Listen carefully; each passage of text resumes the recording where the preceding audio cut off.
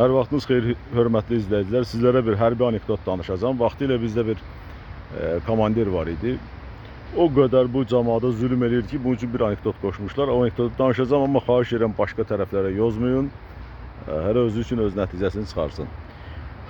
Günlərin bir gündə bu komandir çıxır, baxır ki, düzlükdən sonra onu cəzalandırdı, bunu cəzalandırdı. Gəldi otağa, ürəyi soymur. Ürəyində nəsə bir ağırlıq var, nəsə bir kin, küdurət hissi var.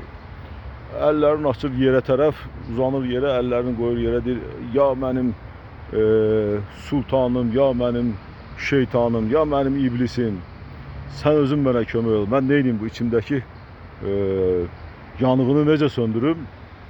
Yerin altından şeytan çıxır. Deyir, nə olub mənim balam? Deyir ki, bunlara o qədər zülüm eləyirəm, o qədər şey eləyirəm, bunlar yenə də deyirlər, gülürlər, axşam yeyib içməyə gedirlər. Mən neydim ki, bunları təmiz məhv eləyim? Deyir ki, bunları sən neynə? Yeməklərini kəs. Deyir, yemək nədir? Bunlar heç qazan, sup qazanın içində bir yarpaq kələm tapanda sevinirlər. Nə ət, nə şey, hamısını satıb soğurmuşam.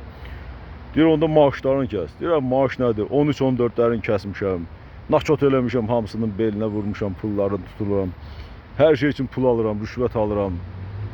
Deyir, onda yaxşı, bas şəqat eləsinlər, əziyyət elə. Deyir, səhərdən axşamacan əskərli zabit, hamısı plaslarda şəqat eləyirlər.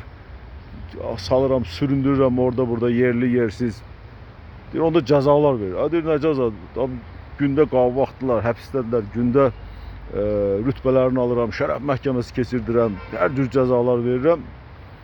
Şeytanın sözü qutarır, deyir, valla, mən tapa bilmirəm nə deyim. Sən ağlıma nə gəlir?